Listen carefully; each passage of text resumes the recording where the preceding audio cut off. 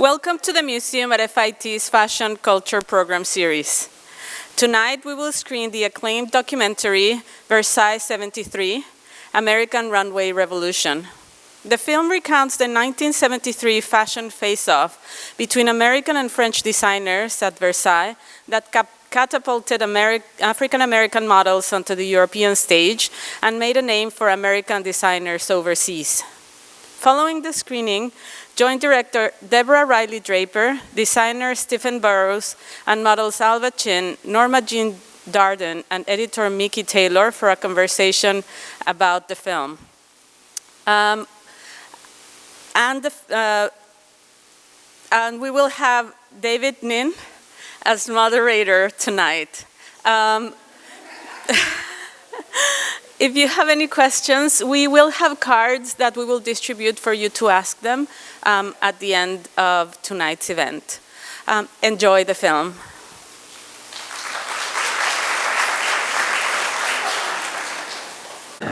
What did you guys think? Did you guys enjoy that?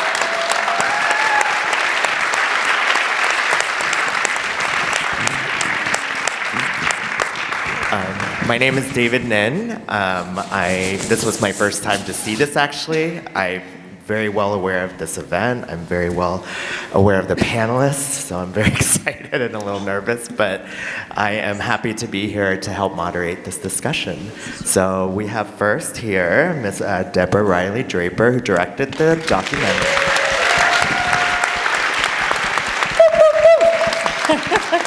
Then we have Mikki Taylor.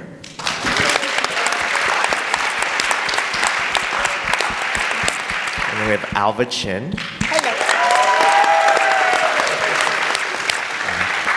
Stephen Burrows.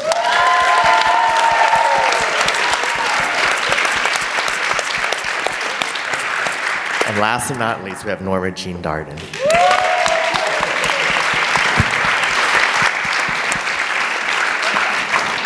Great. I just want to kick this off and make it a great conversation and not have it be about me, because you all changed the course of history. So maybe Deborah, can you talk about why were you interested in this particular subject and this revolutionary transformative event that occurred, and maybe the beginning process of looking into and doing the research and making the movie?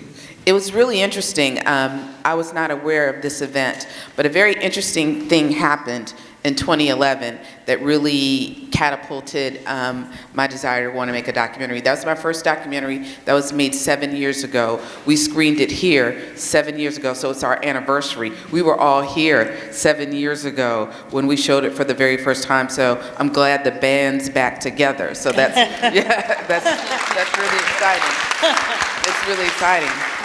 But what was in my head in 2011, there was a Psychology Today cover, and there was a researcher, I don't know how many of you remember this, but there was a researcher who did research, and he traveled all around the world, and he met a lot of women.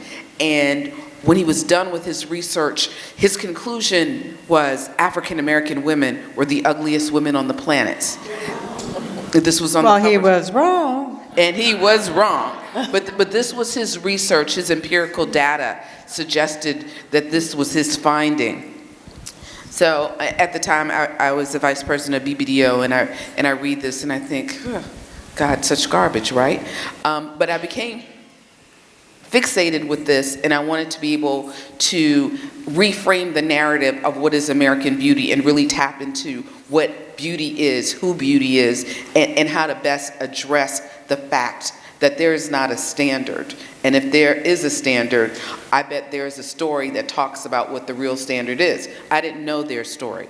2 weeks later, miraculously, I hear Barbara Summers talk about an event at the Met. That was on ABC, and all of these folks were there, and Harold Coda had recognized them. And I found Stephen Burrows. He was the first person I found and the first person I called. And I said, hello, sir, my name's Deborah Riley Draper, and I'm a filmmaker. And he said, who's this? And I said, hi, I'm Deborah Riley Draper, and I'm a filmmaker, and I want to tell the story of Versailles. And he said, a bunch of people have always wanted to tell that story, and no one did it. And I said, well, I'm going to do it, sir. We're going to be in New York in a couple of weeks. Would you allow us to come to your offices to tell this story? And Stephen was the very first yes. He was the very first interview. He was the very first person. He opened up the story for us, and we're forever grateful. And then he gave us everybody's phone number, which was great. He's like, this is how you reach Alva. This is how you reach Pat. Do you know where Norma Jean is? I was like, no, how do I get to Norma Jean? So Stephen gave us all the numbers. He said, and you have to talk to Charles Tracy. You have to talk to Charles. So we had that number. And then in the interviews, we started doing research, and it became a bigger story, because the story that I thought I was initially telling was really about Eleanor Lambert, the publicist, who was the publicist for all these designers. Then it became a bigger, grander story about race, a story about beauty, a story about the American economy and what 7th Avenue does, and what ready to wear meant to our country, and how we competed against the French, and what that actually looked like. And who was a part of it, as in everyone was. So that's it. And they changed history. Completely. And Stephen, I want to ask you, I think there was a lot of internal conflict, probably as a younger designer of color. Not with me, it wasn't. Not for you, okay. So I was struck by... I missed it all. You missed all the Missed drama all with the Antoine. drama.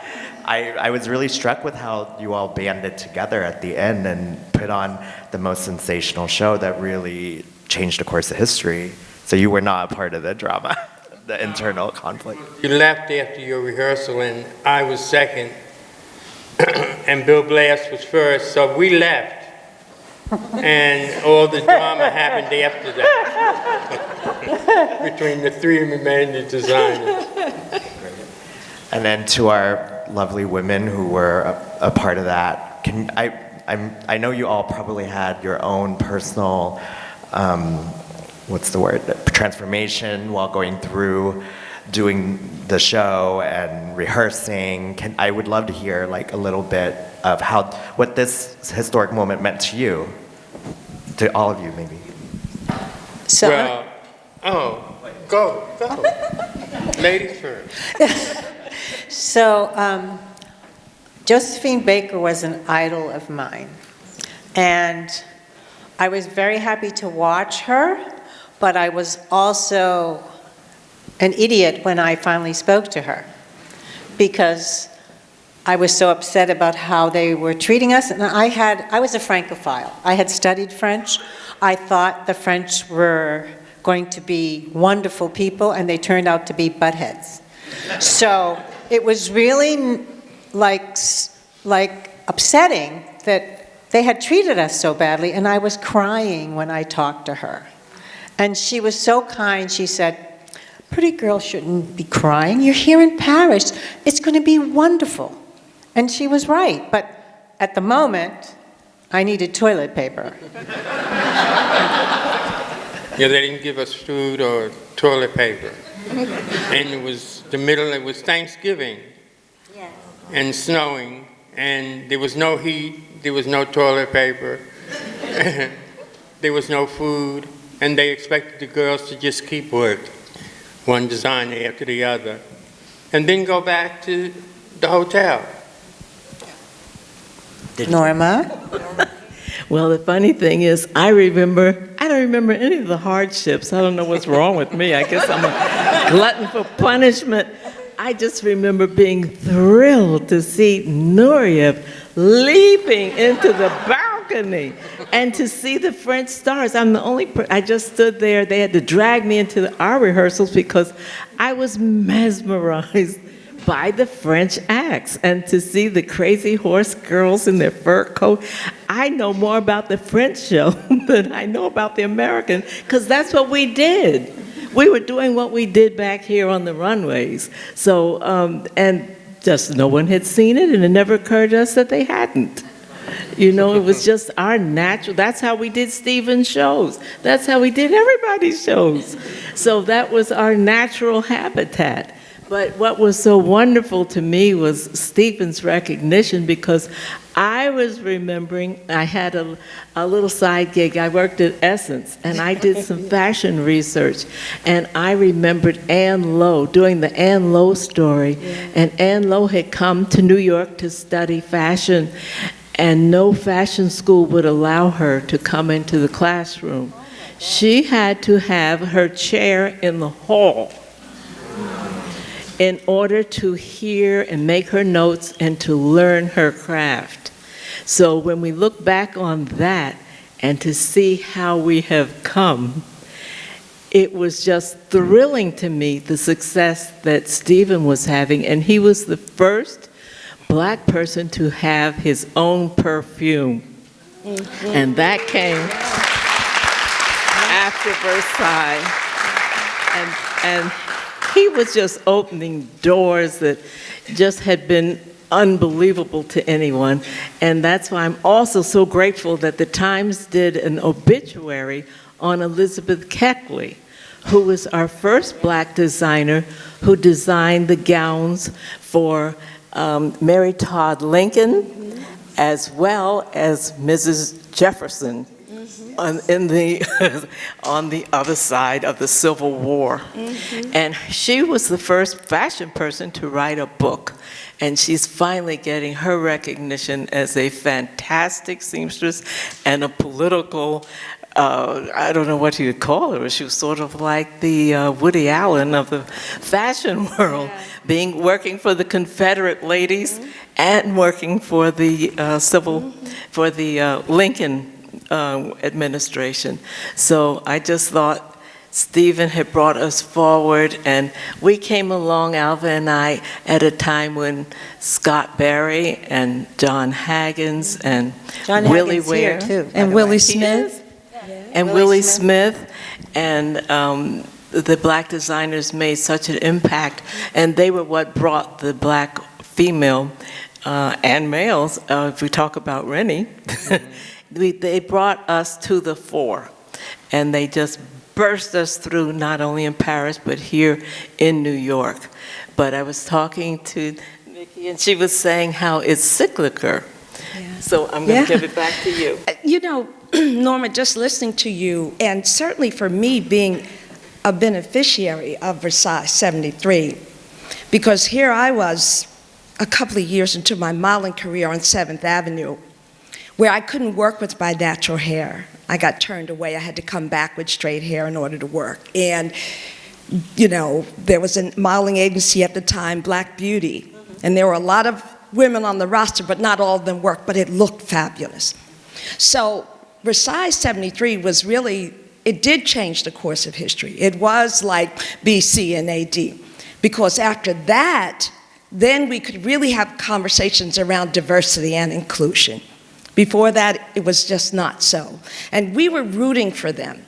And the fact that they went to Paris as their authentic selves, you know, fashion prior to that, in Europe at least, was a cold, even transactional affair. But style, I always say, is emotional. And that's what they brought. We were used to seeing them walk like that here in America, at Stephen Burrows, at a show, at a this show and a that show. And certainly the Ebony Fashion Fair, which we ran down to see in every neighborhood in America, if you will, because we knew how we moved. So for all of this to come to life, especially for a little Black girl like me from Newark, New Jersey, that was very significant. You're from Newark too? Absolutely. Me you too. And I, yes, right.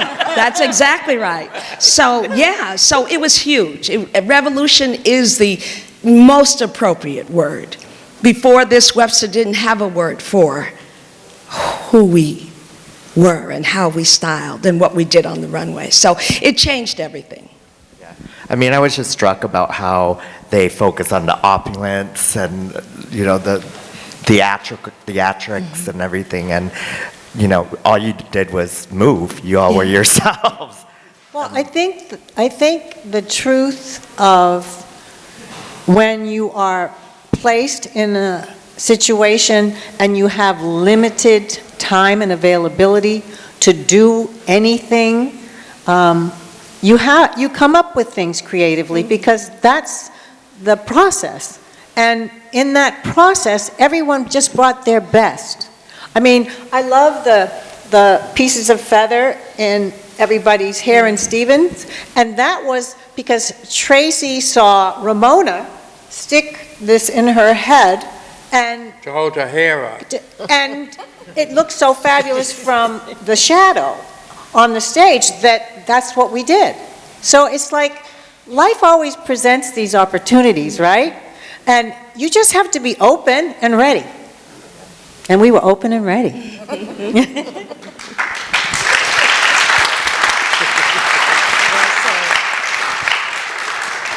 So Deborah, I really love that there's a lot of storytelling in this, you know, and a lot of images, but really a huge part of the doc is the amazing stories from each of your subjects and the many subjects that you found.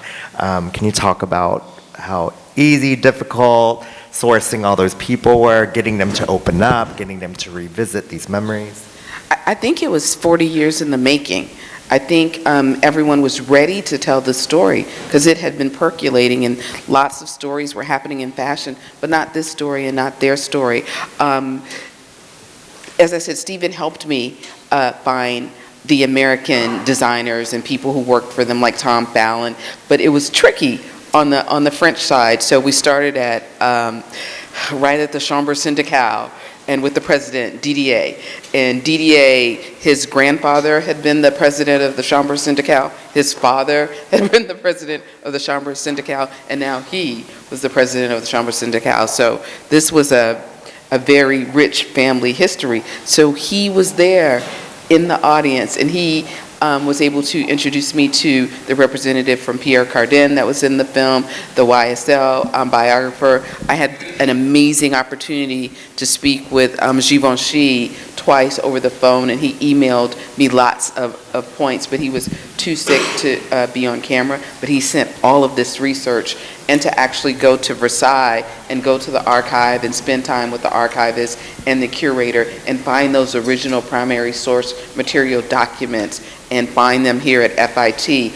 And Eleanor Lambert kept really great files. Like, you can see who received votes, who didn't receive votes. Like, everything was meticulously kept, both in France and in America. So it was like a researcher's, and I'm a research nerd. It was like a dream to be able to find that stuff. So that helped put the story together, and I'm grateful that not only are they beautiful and smart, they're like, all of them, amazing storytellers. They just rope you right in, and you feel like you're right there with them, with no toilet paper, no food, just the whole 9 yards. Well, I also was really struck with the reaction of the French. Obviously, were you all expecting that at all? Were you all surprised and shocked? And also, they didn't seem bitter. They really embraced, like, wow, they kind of woke up. That was at the end. That was not in the beginning. Yeah. And it seemed like they kind of accused us woke of up. not really doing anything. Their show was 2.5 hours of horror. Well, I remember they said something about our music being canned music. They just thought that was despicable. And then this other thing that I have to share, because you saw the Hall of Mirrors, right, on the film. That was all candlelit. So when we were doing that stroll, that was all candlelit inside. So that was just like being in a fantasy world. And then the other thing that I think was so impressive about the place itself is that as you walked in it, you almost felt like it became alive, kind of. And that was like a treat. It was almost like you were transformed to another time. It was kind of fun like that. You have a vivid imagination.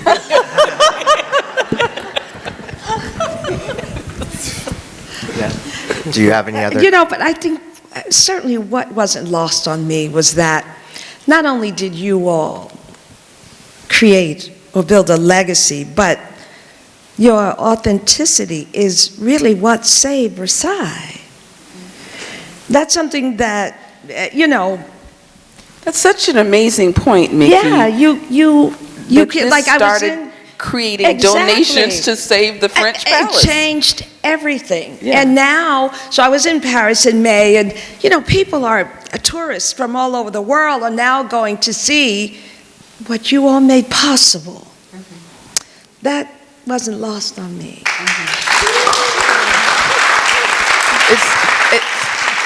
It's such a valid point, Mikki Taylor. It's such a valid point because the French government did not invest in saving what had happened in World War II to the palace. They didn't have the money, they didn't have the wherewithal. So this moment in time did a couple of things. Certainly it ushered in American ready-to-wear, but it also did save and started what became a huge capital campaign to restore the chateau. And that is because of what you did and all of the American dollars you brought to France. What an incredible legacy to leave. Right. And what I say to all of us is never underestimate what you have, because it's bigger than you. And you ought to be so certain of it that you ought to know how others are going to benefit from it. So I know this could sound woo-woo, I sound that way sometimes, but when people connect from creativity and from their hearts, it transforms things. And just a little side thing about the French not being so nice. That was filmed by the French. And there was a film, and Oscar de la Renta asked for it many times because his wife, Francoise, had seen it, and he had seen it, and it suddenly just disappeared. So, sadly, they got rid of it somehow. I don't know why. And the person, the French photographer who had a copy, passed away, and his whole collection of everything disappeared. So that's sad, because history is The made. French were embarrassed, so they hid it. Yeah. So the footage of the actual. At SIPA, they said it was destroyed by a flood in the basement. Yeah. Yes. Good old flood story. Good old the flood story. Right. So we were able to get the remaining pieces that were in various, to try to craft it back together. But the original one mysteriously was lost in the flood. Right.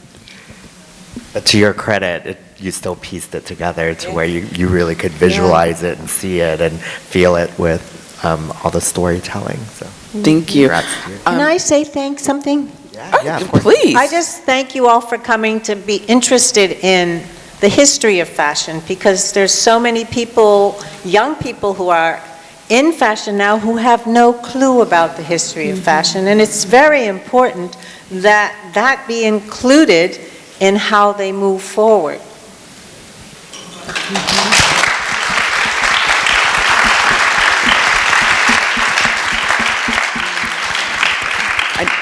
And I know you guys know Stephen Burrows is your very own. He is FIT alum. He is yours. Right. And he was a part of a movement that helped not only establish something, but create something that could sustain to this very minute to all the kids that are matriculated here. I did want to, can I ask a question? Yeah, no, it's a discussion. Go for it. Absolutely. I did want to make sure that we know a little bit about each of these panelists. And Norma Jean, I would like you to say, when you became a model, where you graduated from, and what you currently are doing, and where people can find you now, should they look. Well, I had a kind of backward career. I had started out as an actress, and I had been off Broadway. I guess that's why I didn't notice the stark circumstances, because if you've ever worked off Broadway, you don't get fed, it is cold and damp, and there is no money. So I was conditioned kind of in my little experience off Broadway. So I went to a college called Sarah Lawrence. I graduated, came to New York to become an actress, and became a model. Go figure. So after my modeling career, I was Well, for me, my modeling was a kind of a rainbow career. There had to be something coming up. And actually, it was John Haggins who asked me to bring some hors d'oeuvres to a fashion show he was doing. And the people liked the hors d'oeuvres. And Channel 13 asked me to do a party. And from that, with word of mouth, I became a caterer. So life is always evolving, and then the next door space to me became empty. I opened a restaurant called Spoon Bread and Strawberry Wine on 110th Street, and I did my little transition as an older model into food, and here I am today. She's neglecting the fact that she did a show on Broadway, cooking and talking and acting. She combined it all. There you go. Oh, I did come back and do a one-woman show. Thank you. Giving me part of my bio called Spoon Bread and Strawberry Wine, where I combined, Rex Reed said I was the only author who could eat my words.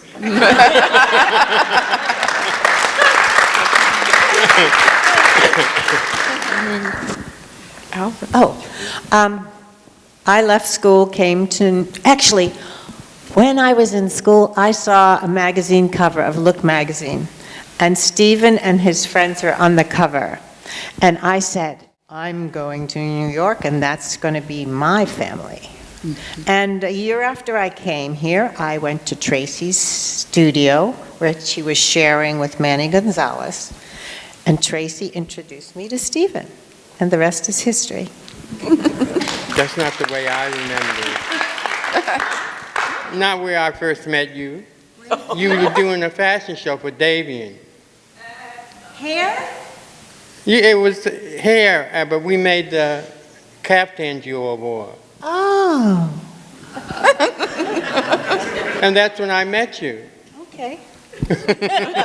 And when I met you, you were doing food. I was doing food? At the cellar. Oh, yes. Yes. I was a waitress in a bar restaurant where the man thought he was going to make me a Me Too. And I told him if he ever came 2 more seconds near me, I would beat him with the bottle that I was about to serve to somebody. So I had to quit.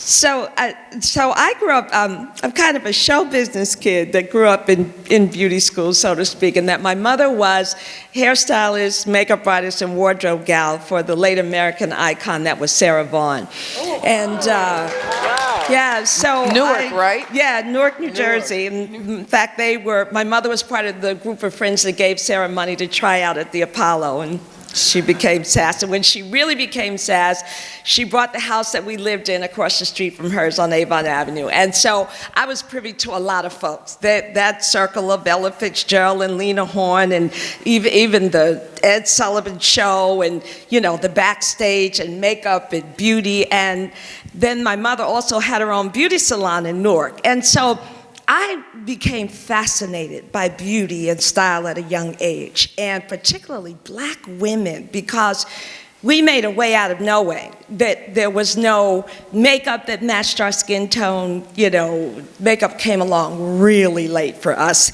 on these shores, whereas in Europe, my mother could buy, you know, makeup for Sarah. Josephine Baker could get makeup that matched her, and yada, yada, yada. But I think one of the turning points for me was my mother was always going back and forth to Europe with Sarah and bringing home European fashion magazines and so forth. But, you know, one day she brought home Essence magazine. And Essence was born in May of 1970, 3 years before Versailles. And so beginning to familiarize myself with these faces. And Norma Jean, one of the most amazing sittings of a lifetime that still is in my head was, I don't know whether it was you and Danielle Luna, but there you were with these giant afro puffs going down your back. You remember that shoot? Yes. Was it on a balcony? Yeah, it was breathtaking, breathtaking. And so for me, you know, between that and the Ebony Fashion Fair and the women in the beauty salon, and like beauty opened up a whole world.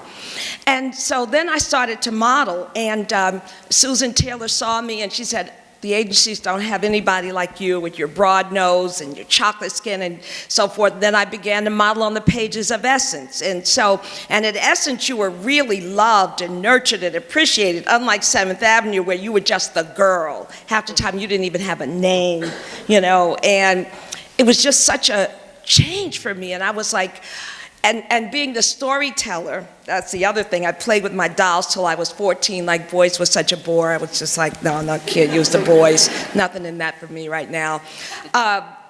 It was such an extension of that life to be able to play with living dolls on photo sessions and so forth. So I started at Essence in 1980, after this period on 7th Avenue and working with my icons, and then, you know, Iman and Beverly Johnson, and watching you all on the runway, you even as a Halstonette. I know that name, but at any rate, and we know there's a lot to that. But it was just fascinating. And then certainly even becoming an editor and knowing what you all had done, watching that from the platform that was the 80s, but first we had to come through the 70s and knowing what it was like for you all. So it changed the trajectory of my life in many ways. And so that's about 2 of who I am. There's a whole lot in here, but that's about 2 of who I am. So, yeah. So 30 plus years at the desk at Essence Magazine. First as beauty and cover director, then today as editor at large, and certainly now extending that role of storyteller and seeing beauty as a narrative, and now stepping into film to hold up the mirror on Black womanhood, or the complexities of being, and, you know, what it means to be a Black woman in full, globally. Yeah, that's where my passion is now. Thank you. Wait, you know what? We need to congratulate Stephen. He has his new target, Stephen Burrows. Woo! Collaboration out in stores. Stephen Burrows. It's online too, I saw. Yeah, it is. Also, he is Dr. Stephen Burrows. Woo! All right, Thank Dr. you. Stephen Burrows. Dr. Stephen Burrows. Yes. I was going to be a doctor till I saw the blood. And then I went to school to become an art teacher, and I had to pick a major in the second year of college. And they took me through a room full of mannequins in the economics department. That's where the fashion design department was. And I decided maybe I should try fashion design, because I like drawing dresses for my dance partners to wear when we danced the mambo in high school. So I just decided to switch schools, and I applied to FIT and got in. The rest And is the rest history. Thank goodness. History. Well, where did you get the doctor? At Dr. FIT this past Yes. June, Oh, May. nice. Bravo, Stephen. Bravo. Dr. Stephen Burrows. Yes. Well, we have a couple audience questions Ooh. from some of you all. Some of these are a little bit similar, so I might just group them, but, you know, have maybe one or all of you can answer. Has any other event other than this, this is from Ashley, she gives a shout out to her mom. Has there any other event been mirrored to this degree, or No. since then? Yeah, I figured not. Post this event, how did your day rates change? Did you guys feel you were getting more jobs? Did you get? You didn't have one before. Yeah, great. And you know, did you feel like it helped your career in Europe and beyond? Well, it resonates more now than it did then. Well, Because when you're, I'm sorry. no, don't you? I mean, for me and for most of the girls that had never worked in Europe, I mean, I worked for every single one of those European designers except for Pierre Cardin, because I wasn't interested in him and his spaceship, but everybody else. Yeah. Sorry. I Yeah, forgot the what I was rates gonna got say better. now. Yeah, I'll say that. The rates got better after Versailles 73. And there have been things that have tried to come close, let me say, to Versailles 73. Certainly when Franca Sozzani did the all-black issue of Italian Vogue several years ago. But it didn't change the industry. It got recognition, and it's interesting now it's become a collector's item where it's going for like $2,500 on the market. But That black shoot, issue of yeah. Vogue, You're in Italian that. Vogue. Yeah. Why didn't I Yeah. buy Had You that have it point too? at That's one right. point. That's exactly right. Alva's in there in black Yeah. leather. Yes. Why didn't I buy it? Did you hate the picture? But it didn't, again, it was wonderful, it got a lot of media attention, but it wasn't a revolution. Nothing like Not in Versailles America, 73. no. No, certainly In not. fact, when we got back, no one even knew about it. It was just a society event as far as the fashion press were concerned. But It's I just did a get bunch a, of rich people getting together and having a dinner. and I did get a wonderful tour with Karl Lagerfeld, who took me to Italy, and that was, I hadn't been to Italy before, so that for me was wonderful. And I guess that's why we need docs like this in order to amplify, since the press really wasn't covering it, I guess, during the time. And I think we always look back on history, right? Or we should, and learn, because if you don't know history, you repeat the same things over and over again. But I think when I did the research, what I found was it was reported on a lot. It was reported on a lot in Paris, and it was reported on a lot in New York.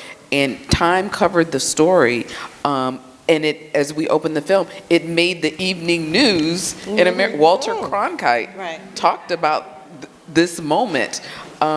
So with all the things that were going on in 1973, Watergate, everything that was happening, this opened the CBS Evening News. Right. Oh, And that was huge. no idea. That was huge. Me either. Yeah. Yeah. Oh, there's a quick question there. Good evening, everyone. Hi. I'm just so pleased to be here, and I really appreciate the documentary. I'm here with my daughter, who's a freshman here, and Congratulations. I'm really proud of her. I just want to say, these are the kinds of things that I'm so happy to have her be a part of, because you talked about the legacy, you talked about, just knowing, and future generations being able to pull the story forward. So it is quite an honor for us to be here and to hear from you, living history, as I call it. And I appreciate the effort you took to bring all of these people together, this first, this primary source with these people who lived it. So I just wanted to make that comment. And again, we're just proud to be in your presence, and thank you for your contributions. And I look forward to her telling the story for generations to come. Thank you. Thank you.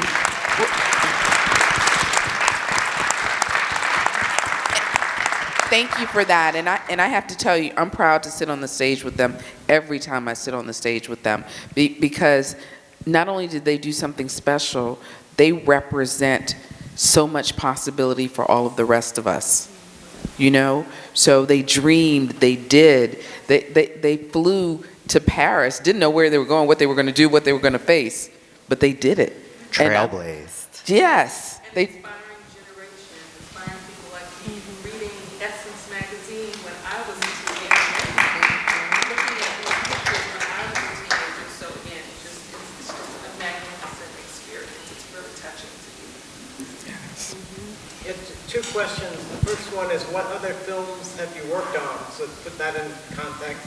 And the second thing, it was briefly touched on, the Me Too movement, and what was it like then in the 70s? Oh.